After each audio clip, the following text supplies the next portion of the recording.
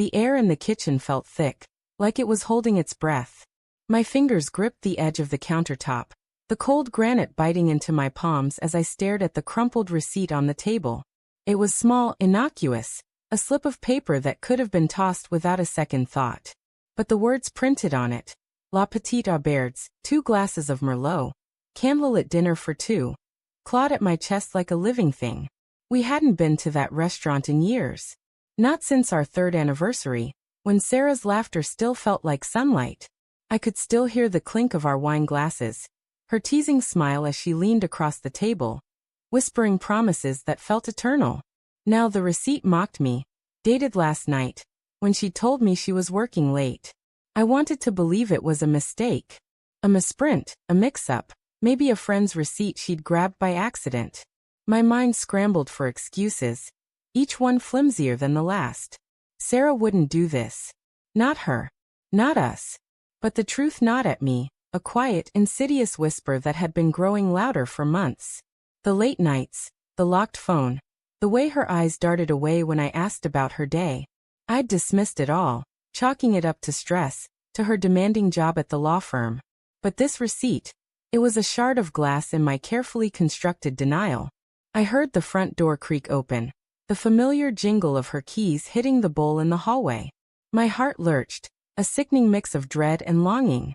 I wanted to confront her, to scream, to demand answers, but my throat felt sealed shut.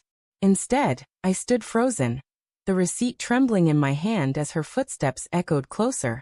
"Hey, you're still up," Sarah said, her voice light but tinged with something I couldn't place, guilt maybe or exhaustion. She stepped into the kitchen, her auburn hair catching the dim light of the pendant lamp.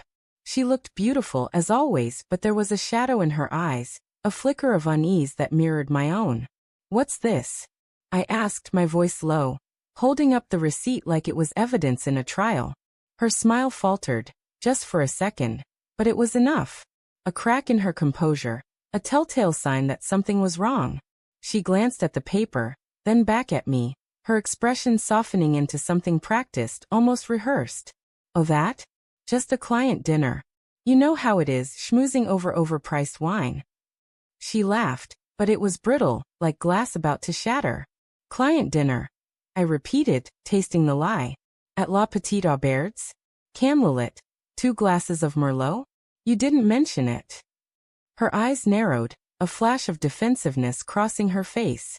"What's with the interrogation mark? It was work. I don't tell you about every meeting." But she did. She used to. She'd come home buzzing with stories about her colleagues, her clients, the absurd demands of her boss. Now her words felt like a wall, each one carefully placed to keep me out. I wanted to push, to tear it down, but the weight of 9 years together held me back. What if I was wrong?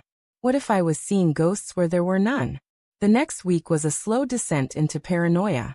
I noticed things I'd ignored before, the faint scent of cologne on her scarf, not mine, not hers.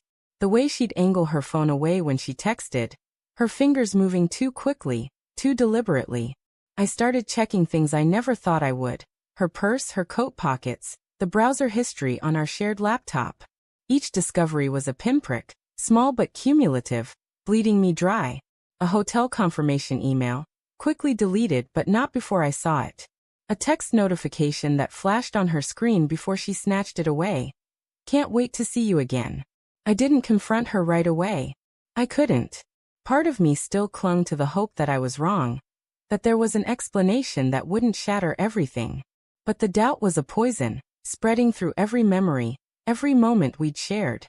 I remembered the way she'd looked at me on our wedding day, her vows trembling with sincerity. "I choose you, Mark, every day, for the rest of my life." Had that been a lie too?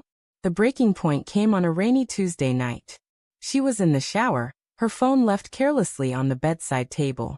My hands shook as I picked it up, her passcode, our anniversary, burning in my mind. I opened her messages and there it was, a thread with someone named Jay. No last name, just a single initial, but the words were a knife to my gut. "Miss you already. Last night was incredible." My vision blurred, the phone slipping from my fingers. I wanted to scream, to throw it against the wall, but all I could do was sit there, the rain hammering against the window like it was trying to drown me. When she emerged, wrapped in a towel, her face froze as she saw the phone on the bed. My expression a mirror of her guilt. "Mark," she started, but I cut her off. "Who's Jay?" My voice was calm, too calm, like the eye of a storm. She hesitated, her eyes darting to the phone, then back to me. "It's not what you think," she said, but her voice cracked, betraying her. "Don't lie to me, Sarah." My words were a plea, a last desperate hope that she'd prove me wrong. But she didn't. She just stood there, her silence louder than any confession. The truth unraveled over the next hour, each word a fresh wound. Jay was Jonathan, a colleague. It had started innocently, late-night work sessions, shared frustrations. But it hadn't stayed innocent. She swore it was a mistake, that she still loved me, that she didn't know how it had gone so far. But her apologies felt hollow, like lines from a script she didn't believe in. I didn't yell. I didn't cry. I just felt empty. Like the man I'd been, the life we'd built, had been erased. I thought of the receipt, the cologne, the texts, each one a brick in the wall she'd built between us. And yet part of me still loved her, still wanted to fix this, to rewind time to when her smile was mine alone. But I couldn't. Not anymore. The next morning, I called a lawyer. The divorce papers were drawn up faster than I expected. Each signature a step toward a freedom I didn't want but needed. When I handed them to her, she looked at me like I'd slapped her, her eyes wide with shock and something like regret. "Mark, please," she whispered, but I shook my head. "Out," I said, my voice steady despite the ache in my chest. "Just out."